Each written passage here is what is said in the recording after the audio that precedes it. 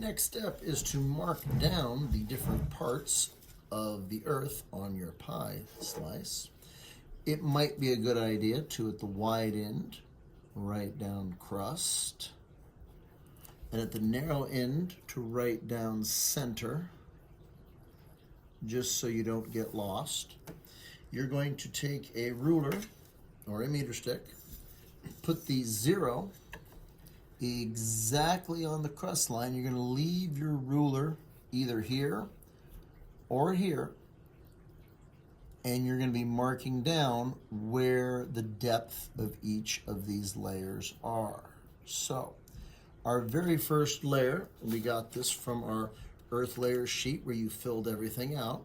The crust is 0 to 35 kilometers in depth, which is 0 to 0.23 centimeters. 0.23 centimeters is 2.3 millimeters. So we're going to measure down precisely 2.3 millimeters. There's 1 millimeter, there's 2, and then, okay, precise will be about. 2.3 is about there. We'll do the same thing on this side. Go 1 millimeter, 2 millimeters, about 0.3. And then you're going to connect those two lines together using a ruler, being as precise as you can. And then you will label this first layer the crust. And you're going to continue with the other layers on your paper that you filled out and you figured out the depth of each of these things. Remember, you're always going to measure from right here.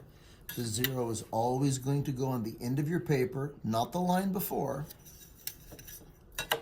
The 0 is always going to go on the end of the paper, and then you're going to measure how far from the crust down each of them are, measured on both sides, and then connect it with a line.